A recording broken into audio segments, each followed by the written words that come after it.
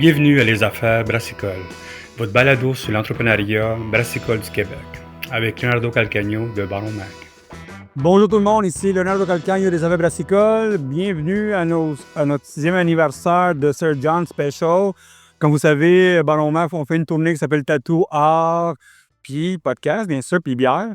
Puis notre but, nous autres, vraiment, c'est pourquoi le tatouage? Parce qu'avant Baron Mac, on avait un magazine qui s'appelle Bang Bang, un magazine de musique. Puis avant ça, j'avais un magazine qui s'appelle Motel, où je faisais un magazine de tatouage. C'est assez vieux pour être ça. Puis on voulait faire quelque chose de différent pour les 15 ans, tout ça. Puis écoute, Sir John, on les aime bien, on aime ça, venir les voir quand on peut dans ce coin-ci. Puis cette année, on s'est dit, ben écoute, mais on fait le 6e anniversaire avec eux autres. Nous, on fait 15 ans, plein de choses. Puis comme toujours, la gang de Sir John, quand ils font un anniversaire, il faut qu'ils lancent beaucoup de bières.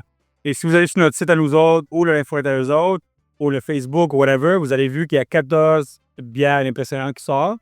Des bières différentes, beaucoup. Écoute, la pêche, il faut que je la goûte, man, parce que je ne m'attendais pas à ça. C'est sûr, il y a des amis Messalin qui sont là-bas, All My Friends, et la gang de Bacchanal, tout ça.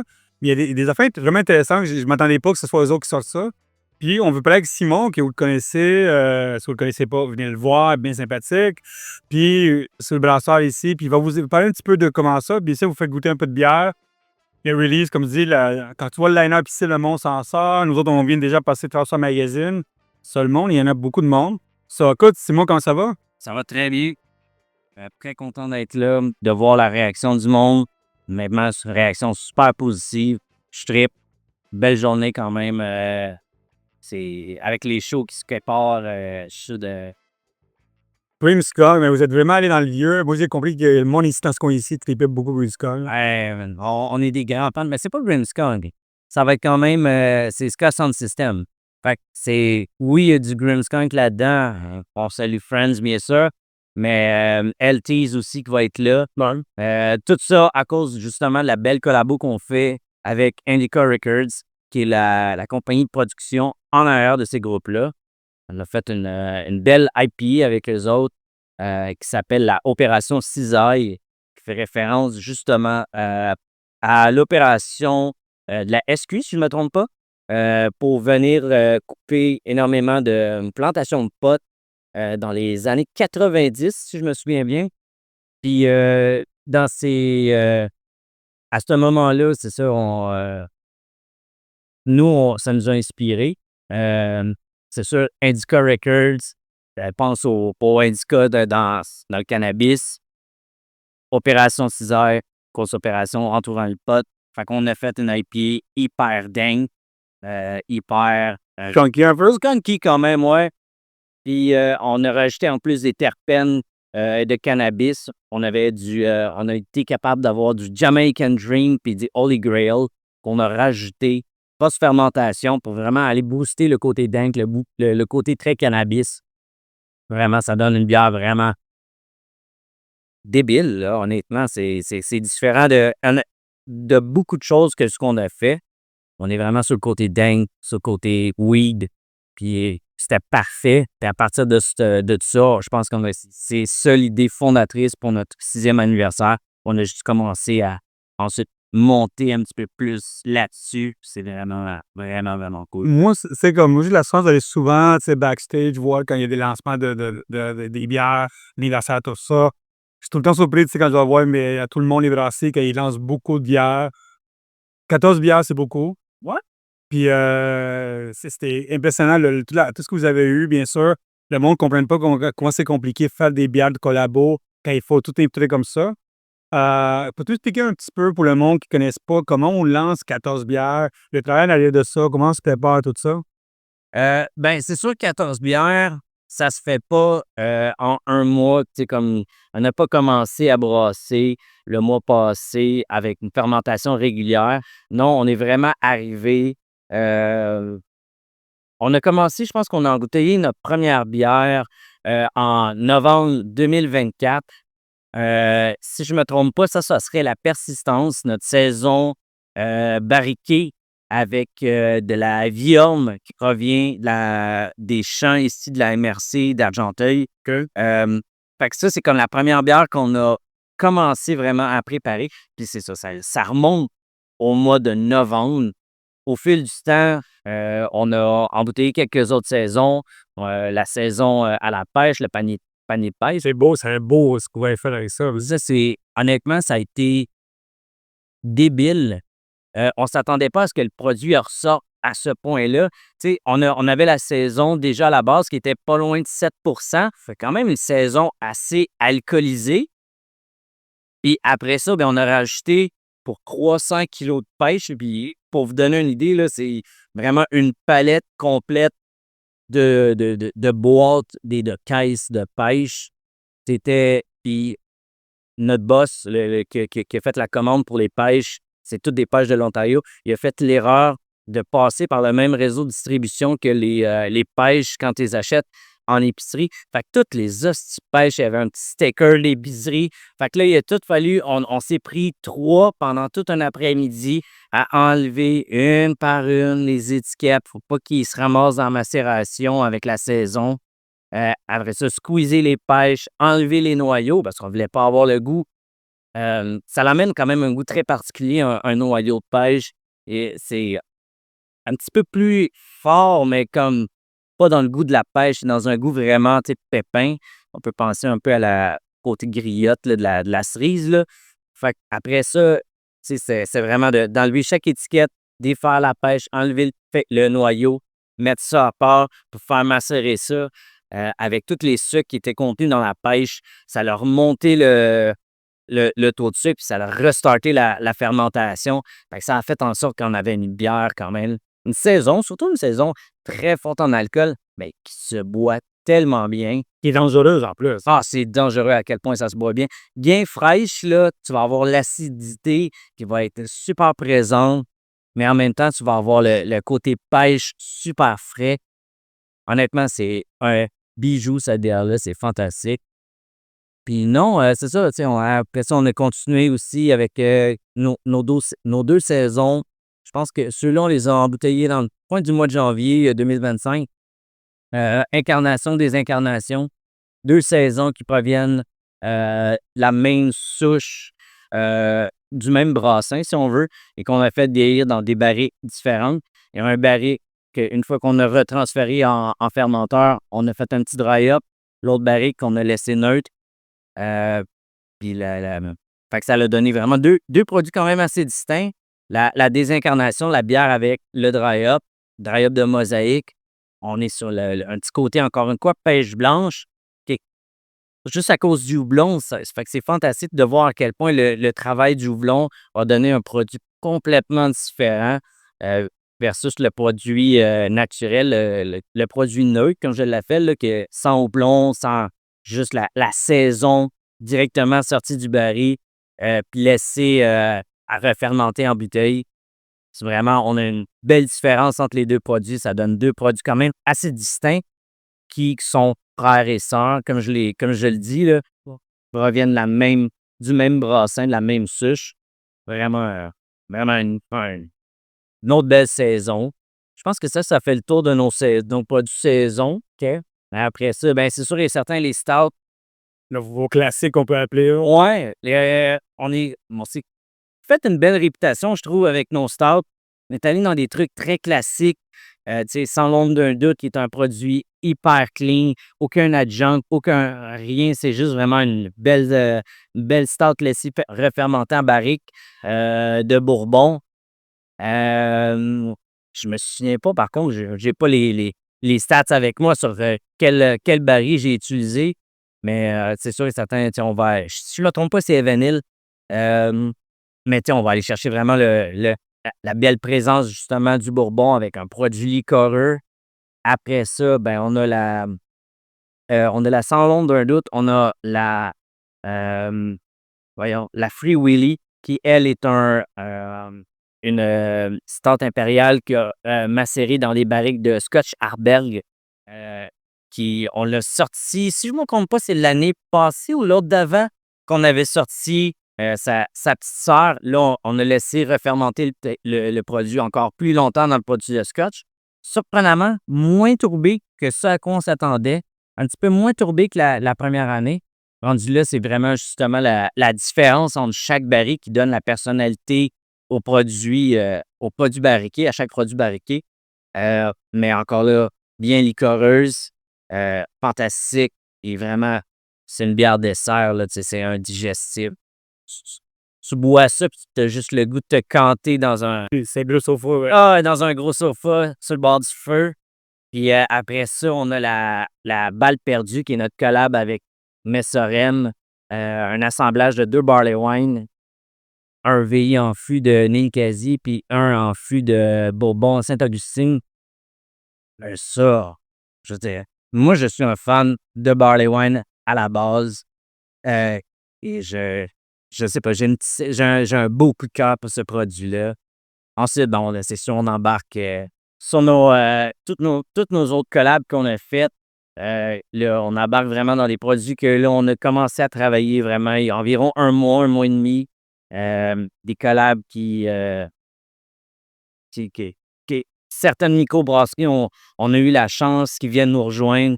Je pense entre autres à la Quadruporteur, la belle gang d'Ampo qui se sont pointés. Les bons amis, on venait de faire une collab avec eux autres justement pour leur anniversaire, une autre quad IPA également. Fait que là, on avait la chance de refaire ça. Ça faisait depuis notre premier anniversaire qu'on n'avait pas refait une quad IPA. Et c'est là, on est tous d'un commun accord. On tripe dessus. C'est vraiment, vraiment cool. Le houblon ressort. C'est bien balancé. Tu sens pas trop l'alcool. Ça se boit super bien. Puis écoute, on a eu la chance aussi d'avoir la gang de All My Friends qui était présent ici pour une collab. On a trippé avec eux autres. Vraiment une très, très, très belle gang. Ben, ouais, je les connais, mais à qui que ce soit. Pas ici en plus, pas loin de voir. Deux autres ici quand même. Puis c'est ça, on a eu la chance de les rencontrer. C'est notre première collabo qu'on fait ensemble. Spoiler alert, qu'on en sort une qui va sortir pour leur release québécois bientôt. Fait que on s'en va les voir à leur brasserie très, très, très bientôt. Faire le party, clairement. Puis non, tu sais, on n'a pas eu la chance, c'est ça et certain. Il y a certaines microbrasseries comme Alvarado, Superflux qui sont vraiment plus dans l'ouest du Canada, mais aussi dans l'ouest des États-Unis. Fait que, tu sais, ces microbrasseries-là, je comprends qu'ils ne peuvent pas être tout le temps présentes, voyager autant, mais tu sais, on a travaillé les recettes avec eux autres.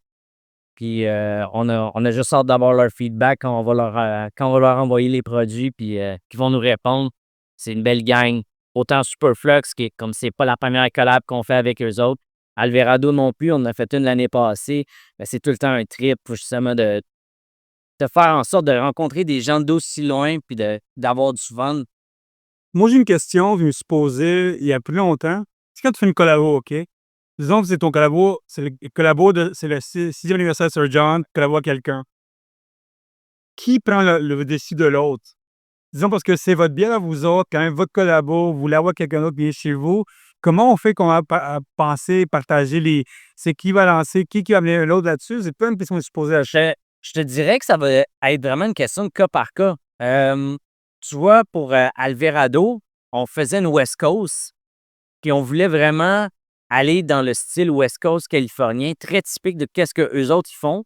Fait que pour ça, on leur a vraiment laissé le lead. OK? On leur a vraiment dit comment vous faites. On veut vraiment avoir votre opinion sur quelle serait la meilleure façon d'avoir un produit représentatif de ce que Alvarado fait ici au Québec. Pour Superflux, puis je prends Superflux en exemple, mais tu sais, c'est comme, on avait déjà fait une collabo qui s'appelait Another Year Older, Another Year Wiser. Là, on fait Another Year Older, Another Year Wiser. Ça dépend. Fait que ça fait déjà suite à la première bière qu'on avait faite avec eux autres en 2022. Là, on a un peu plus repris la même fondation qu'on avait établie ensemble. On avait établi la recette, tu sais, la question du grain, la question des houblons. On a juste tweaké un peu la manière dont on amène les houblons selon comment nos 2 brasseries ont évolué à travers le temps. On a choisi des nouveaux houblons aussi. Fait que, tu sais, ça va tout le temps être une question de vraiment comment on s'adapte en fonction, pas nécessairement de la microbrasserie avec qui on travaille, mais surtout en fonction de comment on veut faire briller le produit. On veut qu'est-ce qu'on veut mettre de l'avant? Est-ce qu'on veut mettre un effort collaboratif ou on veut vraiment s'inspirer de qu'est-ce que l'autre microbrasserie sait mieux faire que nous pour vraiment nous amener à un autre level? Fait que rendu là, je pense que c'est comme ça. On y va vraiment par du cas par cas. OK. Sur chacun, c'est comme un artiste que Ah ouais. des albums, on fait une Exact. tune ensemble, on essaie de partager les affaires. Mais Ouais. est-ce qu'il y a quelque chose que t'apprends, toi, en faisant ça avec du monde, que t'apprends, tu sais, des techniques différentes, Oh, t'apprends des façons de travailler, puis qu'est-ce que t'as appris pendant toutes ces relations de femmes? c'est sûr et certain que comme certaines microbrasseries utilisent des outils que nous, on n'a pas utilisés auparavant. Fait que là, ça nous force à essayer des nouveaux trucs, des nouveaux produits, nouveaux adjuncts. Fait que là, on découvre un nouveau potentiel. C'est, mettons, Soup Opéra qu'on a fait avec la microbrasserie Opéra, qui est notre triple smoothie goes, fruits et légumes, tu sais. Euh, on est reconnu d'une certaine façon pour nos smoothies puis nos goes surtout, là, particulièrement, qui sont très, très, très appréciés. Mais après ça, d'aller jouer avec de la purée de légumes, des trucs comme ça, on savait que c'est déjà un petit peu plus le terrain à Opéra. Fait comme d'aller leur chercher leur approche, d'aller savoir comment eux autres voulaient apporter ça, puis comment jouer avec ça aussi. Mais tu sais, leur input est tout le temps hyper important. Fait que Ils sont venus ici ou vous êtes partis là-bas? non, ça, c'est malheureusement, on n'a pas eu la chance. Félix, le brasseur de chez Opéra, il était supposé venir ici avant d'aller à Saint-Casimir, mais on lui a dit que malheureusement, la bière serait déjà cannée. Fait que, tu sais, il voulait venir mettre les fruits dans la bière, il voulait venir, c'est comme essayer de justement être là pour la collaboration. Il en aurait profité en même temps parce qu'il se déplaçait pour la commission B. Malheureusement, nous, avec notre horaire, ça faisait en sorte que la fin de semaine de la commission B, on venait d'encanner cette bière. Ouais. Malheureusement, il n'est pas venu, mais on a quand même tout décidé, toutes les étapes avec la gang d'Opéra. Ça a été un travail justement à distance, mais quand même, c'est des trucs qui arrivent, puis on a juste hâte d'aller les revoir parce que c'est des bons chums, là, tu sais. C'est une bonne gang à triper aussi, là. Ouais, c'est des bons trippers. En 6 ans, est-ce que tu as vu, toi, le changement excuse-moi, de Sir John, ça? Mais je vous ai connu vraiment pour les bières noires. Moi, je vous connais pour ça, pas les autres bières. Honnêtement, c'est les bières que j'ai essayé de vous autres, c'est tout le temps les dark beers que j'apprécie beaucoup, que j'ai vraiment beaucoup de monde qui ont goûté à ça. Ben, ils sont partis à 4 pattes de chez nous, de Laval. Puis un petit peu de mon frère qu'il fallait qu'il aille en Grèce la journée après. On a bu la Nutella, puis il avait capoté. Puis la journée après, ben, il était dans l'avion, mais il savait plus quoi faire avec sa peau, hein. Ça mon frère vous appelle de vous autres de ça. Ben, écoute, d'une certaine façon, c'est un bon compliment, tu sais. Ah ouais? Mais définitivement, c'est sûr et certain que la brasserie, on change énormément notre façon de faire. Tu sais, en 6 ans, moi, quand j'ai commencé ici, et j'ai commencé en avril 2020. Ouais, 2020. Fait que, tu sais, quand j'ai commencé, on a commencé à faire des doubles brasses sur notre ancien système qui est maintenant rendu chez Boréal. Sur notre système qui était un petit système 5 BBL. On avait 5 fermenteurs, 10 BBL. Fait qu'on on brassait 2 fois dans la même journée pour justement remplir les fermenteurs. À cette heure, on est rendu avec un système qui est 5-6 fois plus gros que ce qu'on avait avant. Fait que juste ça, quand on a fait l'agrandissement de la brasserie, on a complètement revisité notre façon de faire.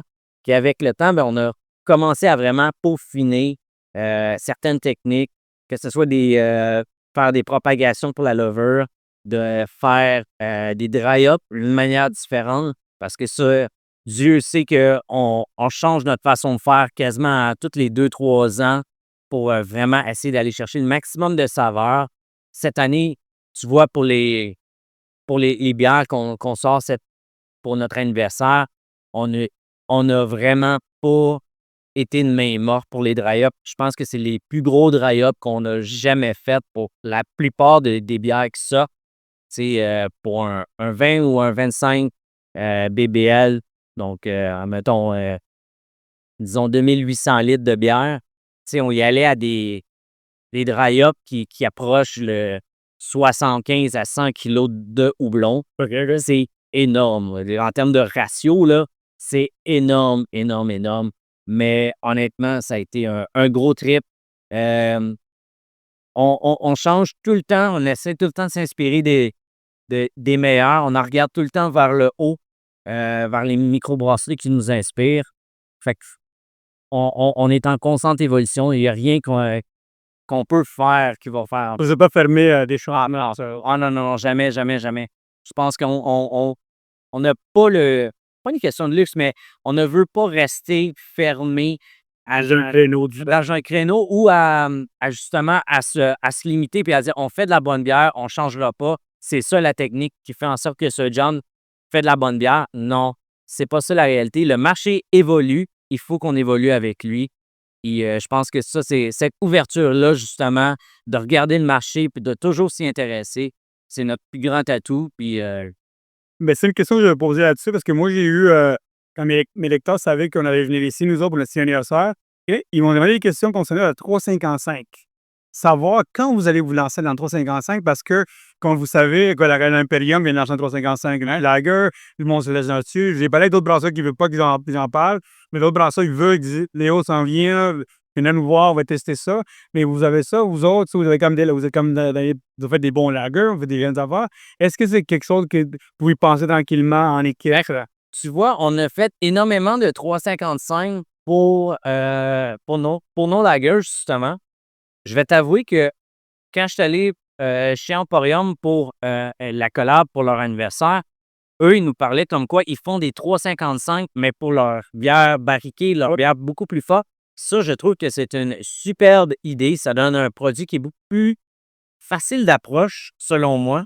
Euh, tu sais, ça fait en sorte que tu veux prendre un gros stout à 11,9%. Ben écoute, c'est correct, une petite canne à boire, puis après ça, ben, tu peux passer à autre chose. Tu peux prendre un verre d'eau, puis ralentir la cadence. Ou 2 verres d'eau avec vous autres? Ouais, 2-3 verres d'eau avec vous autres. Mais tu sais, définitivement, je trouve que c'est une superbe idée. Est-ce que nous, on va approcher ça? Rendu là, moi, tout ce qui est en canage et tout ça, la question des canettes, moi, ça me touche un peu moins parce que, bon, je suis le brasseur.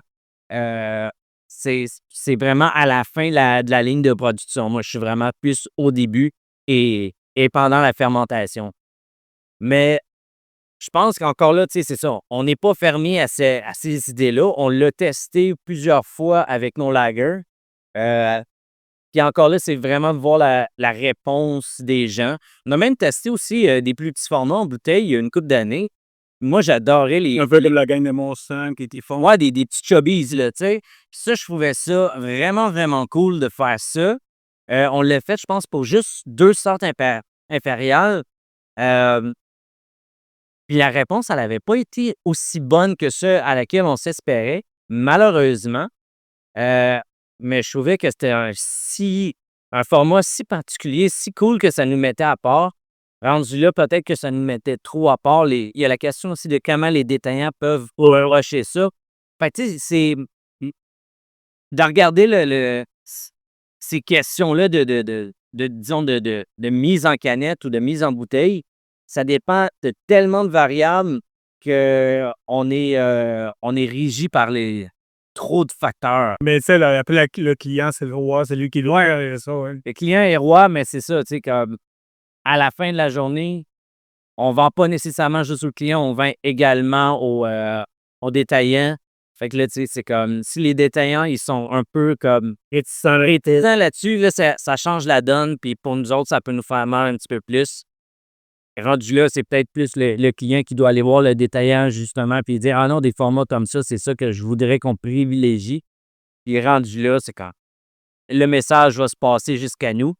Mais là, encore là, tu sais, c'est de la grosse spéculation ce que je fais. Là. Je peux pas arriver avec. Écoute, moi, écoute, je reçois des courriels chaque jour, man, puis il faut que je change la vie à chaque 1 mois et demi. Je suis comme, OK, peut-être que c'était pas ça qu'il fallait faire que ça d'autre, mais souvent, quand je dis au monde, tu sais, la rue ici, puis la rue de l'autre côté, c'est 2 clients différents. Ah ouais.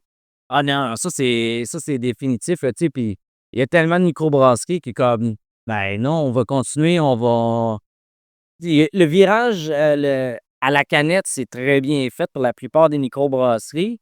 Il y en a encore quelques-unes sûrement qui sont encore juste à la bouteille, mais tu sais, je veux dire, on ne peut pas arrêter puis juste dire: «OK, on a dû trouver notre créneau, on va faire la 473 ou on va faire juste la 355». C'est tellement, genre, particulier d'essayer de se définir juste par la taille de la canette. Je pense pas que c'est à ça qu'il faut qu'on s'arrête. Il faut vraiment faire comme: «La bière est-tu bonne?» C'est ça le choix le premier. Si la bière est trop forte pour, est dans un trop gros format, ça selon moi, ça veut juste dire qu'on a la meilleure excuse pour inviter quelqu'un puis la partager. Ben, moi, j'ai tout à trouvé que vous autres, Messerem, Baccarat, puis même quelques autres brasseries comme ça, vous êtes des bières à partager. Ouais, en bouteille. Pour moi, j'ai fait l'erreur une fois de boire une bouteille tout seul d'un âme. Bouteille au café, tu sais, il y a une espèce de Ouais, la Russian Stout au café. ouais, seul, man. Ouais, ça, ça fait trop. Ça a été non, plus jamais. Maintenant, c'est des bouteilles à partager maintenant. Ah, mais tu sais, mais je trouve qu'il y a quelque chose de très bien aussi à ça. Ça l'invite à un petit côté un peu de la célébration, puis à ce qu'on appelle aussi la communauté brassicole, là. La communauté brassicole, c'est pas juste les brasseries, c'est aussi les gens qui boivent la bière. Mais ça, c'est là qui sont ici. Ouais. Oui, tout le monde qui sont ici en ce moment, là, c'est ça la communauté brassicole. Que je trouve que, tu sais, la question de partage, on le voit en ce moment aux tables, les gens qui se rassemblent, qui sont un petit groupe, qui s'ouvrent une bouteille ensemble. Oui, il n'y a rien qui me fait plus plaisir que de boire seul. Ben, excellent. Ben, écoute, Simon, félicitations pour 6 ans. Merci. Continue à faire des bonnes bières, parce que, comme tu dis, mon frère, c'est d'abord de toi encore. Cette bière-là, mec, que t'es en anglaise, mais ouais, il m'en parle encore depuis longtemps en plus. Ben. C'est quoi, félicitations encore, mais 6 ans, c'est bon, puis hâte. Puis bien sûr, quand fini, vous allez grossir tranquillement encore plus. Pour l'instant, vous avez, on se dit, beer stout et partout, hein, ça va vraiment bien, même. On a, j'ose pas trop en avancer. On a des beaux projets qui s'en viennent. Fait que, Le Seltzer Sir John's. non, regarde, j'ai pas le droit d'en parler. J'ai pas le droit de parler de quoi que ce soit. Ça serait mon genre de m'ouvrir un petit peu trop rapidement. Le gars, on va attendre à ça. Nous, on va ça dans pas long, c'est ça. Yes. Et merci beaucoup. Merci à toi. Merci beaucoup à tout le monde d'avoir écouté les Oreilles Brassicoles. Si vous avez des questions, leonardo@bannerman.com, 6e anniversaire, plein de choses qui se passent. Oui, je suis déjà un petit peu pompette avec un verre seulement, imagine pas. Merci à tout le monde d'écouter. Ce podcast est commandité par Cade Management et Can Management. Si vous avez des questions, comme je dis, on laisse toute l'information. Puis bien sûr, venez voir Sir John's planer. Puis en plus, ils ont des beaux t-shirts maintenant. Puis j'ai vu que vous avez des nouveaux merch, c'est pas qui est sorti, hein? Nouvelle merch. Puis même si c'est pas pour de la merch, le resto vaut la peine. Ouais. Le gel est fantastique. That's true.